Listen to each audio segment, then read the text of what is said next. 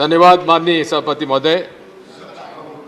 माननीय प्रकाश जावड़ेकर जी की जो पीड़ा थी वो उनके इस भाषण में उजागर हुई है और हमें इस बात की उम्मीद नहीं थी कि जिस व्यक्ति ने अपने बैंक के कार्यकाल में जिसने ट्रेड यूनियंस में रह के काम किया हो, आज जब पूरे देश के trade unions including bank employees वो जब 2 दिन तक हड़ताल पर रहे, उसके बारे में आपने एक शब्द नहीं बोला।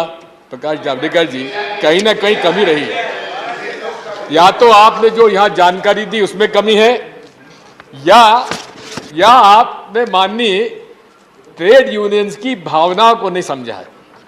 माननीय सभापति महोदय, पक्का टाइम नहीं। 2 दिन से लगातार ट्रेड यूनियंस की केवल बीएमएस को छोड़कर, हालांकि बीएमएस की भी पीड़ा है उसका भी मैं उल्लेख करूंगा, लेकिन पूरे ट्रेड यूनियंस देश के उन्होंने 2 दिन तक हड़ताल रखी। और इश्यूज क्या थे? मोटे तौर पर लेबर कोड, 4 लेबर कोड लाए गए बिना ट्राइपार्टाइट कंसल्टेशन के। जैसा कि हमारे माननीय सदस्य ने कहा, षणमुगम साहब ने, कॉमरेड ने, इंडियन लेबर कॉन्फ्रेंस लगातार हर वर्ष होती थी और उसका काम क्या था, उसका उद्देश्य क्या था? उस कॉन्फ्रेंस में एम्प्लॉयर, एम्प्लॉई और सरकार तीनों मिलकर चर्चा करते थे, ट्राइपार्टाइट कमेटी बनती थी और उसके ऊपर से पॉलिसी निर्धारित की जाती थी जिसको कि सरकार उसका पालन करती थी। लेकिन केंद्र सरकार के कान पे जू नहीं रहेगा।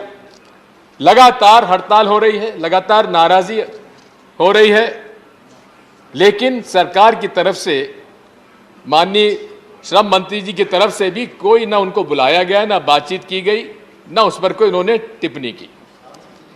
माननीय सभापति महोदय, मैं हमेशा इस बात को कहता हूं, किसी भी प्रजातंत्र और किसी शासन तंत्र में नियत के आधार पर नीतियां बनती हैं और ये नियत क्या है, इस बात को मैं उल्लेख करना चाहता हूं।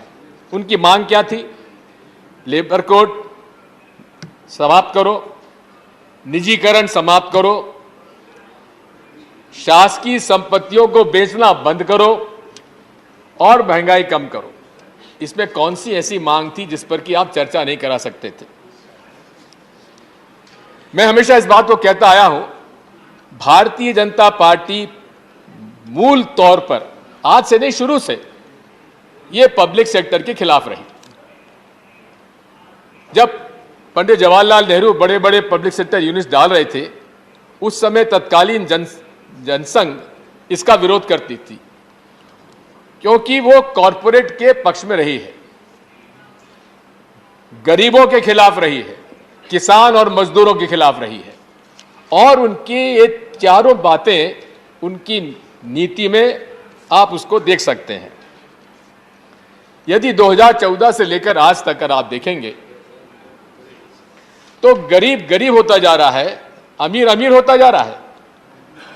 पूरे तरीके से इस देश में आज कॉरपोरेट्स का कब्जा हो चुका है और मजदूरों के हक छीने जा रहे हैं। नोटबंदी से शुरू करिए, उसके बाद कोविड आया, एमएसएमईज का जो एक एम्प्लॉयमेंट जनरेशन की सबसे बड़ी हमारे तरह एक सेक्टर है, कई एमएसएमईज बंद हो गए, लोग बेरोजगार हो गए और उसके बाद बेरोजगारी बढ़ी। अब मजदूरों के बारे में जब मैं कह रहा हूं कि नियत खराब होने से, मजदूरों के खिलाफ होने से जो नीतियां बनाई, उसका मैं उल्लेख करना चाहता हूं। इंटरनेशनल लेबर ऑर्गेनाइजेशन आईएलओ के जितनी भी कन्वेंशंस हैं, उसका सब का पूरे तरीके से ये सरकार विरोध करती है। इस देश में 47 करोड़ हमारे मजदूर हैं, जिसमें 7 करोड़ ऑर्गेनाइज हैं, 40 करोड़ अनऑर्गेनाइज सेक्टर में है। अनऑर्गेनाइज सेक्टर में विशेष तौर पर काम करने की आवश्यकता है। लेकिन जैसा कि हमारे कॉमरेड साहब ने बताया, षणमुगम साहब ने, हर साल इंडियन लेबर कॉन्फ्रेंस हुआ करती थी, लेकिन 2015 के बाद एक भी कॉन्फ्रेंस को नहीं बुलाया गया।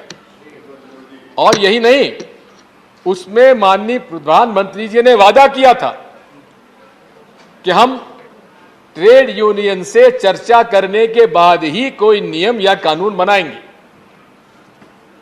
अब लेकिन मोदी जी के बारे में तो ये कहा ही जाता है कि वो जुमला कहने के आदी हैं। उन्होंने कह दिया लेकिन उसका पालन नहीं किया।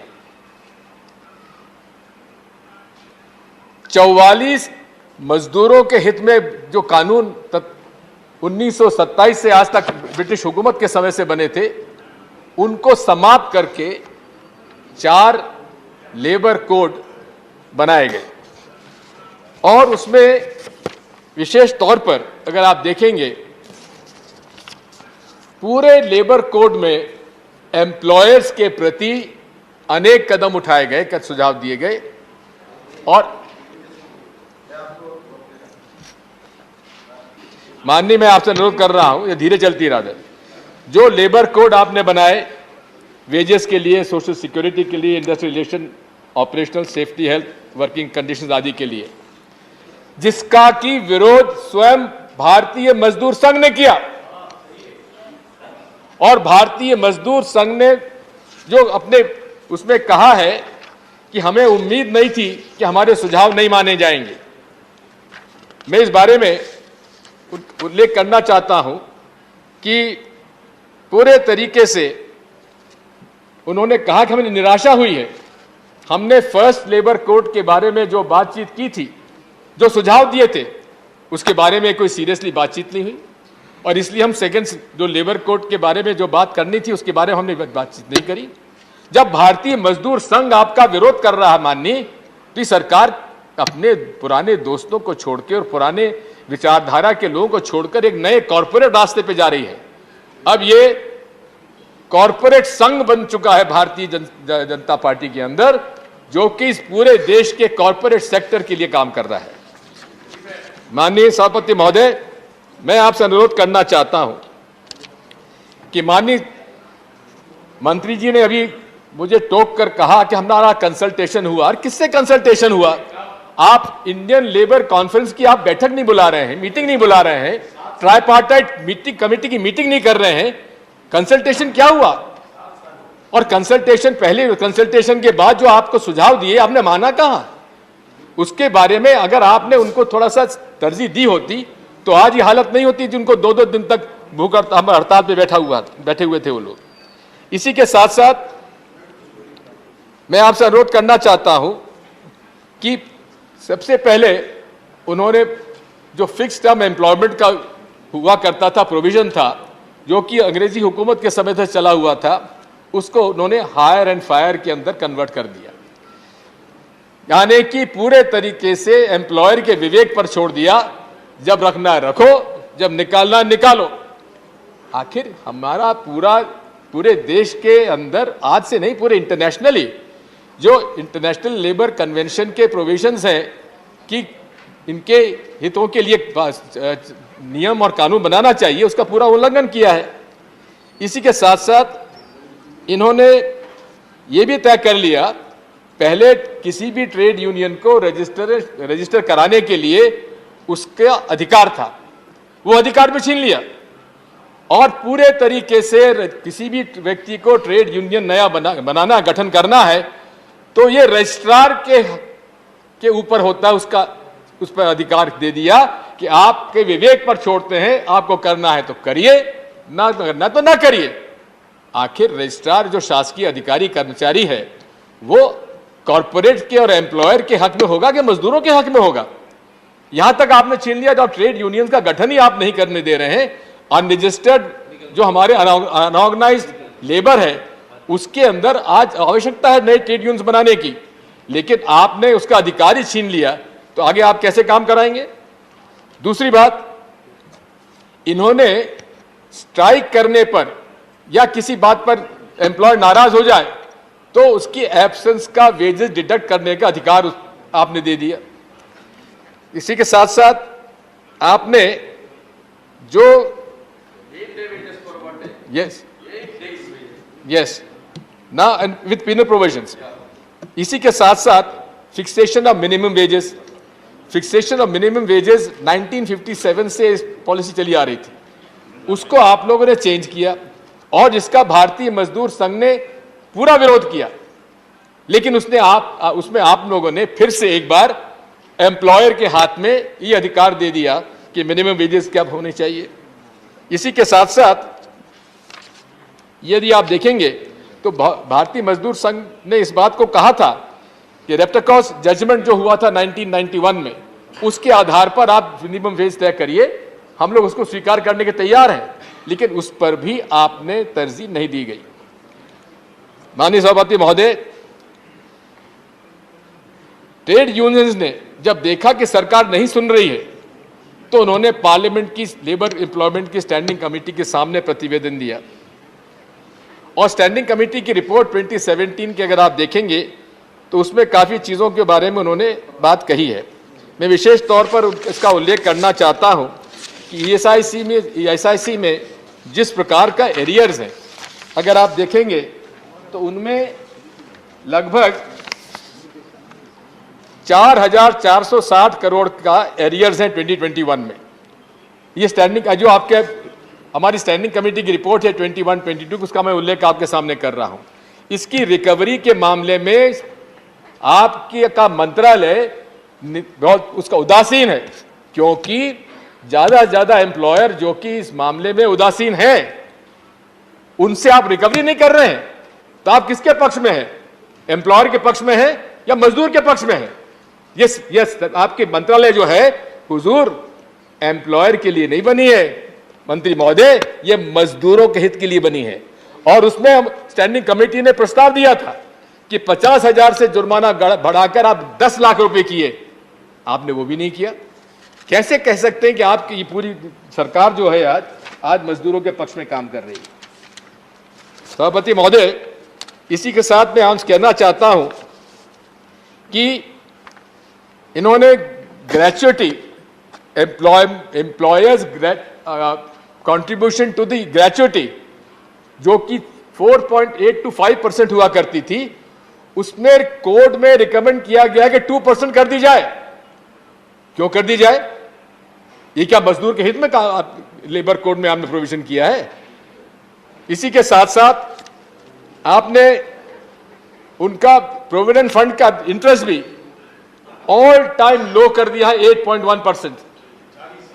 ये क्या माननीय मंत्री महोदय, आप बेहद एक अच्छे व्यक्ति हैं, सज्जन व्यक्ति हैं, लेकिन हमें उम्मीद नहीं थी आपसे कि आप इतना ज्यादा, आपके नेतृत्व में इतना ज्यादा मजदूरों का अहित करने के लिए आप बैठेंगे और इन एम्प्लॉयर्स के, बड़े बड़े कॉर्पोरेट्स के गुलाम के रूप में आप काम करेंगे। हमें आपसे उम्मीद नहीं थी।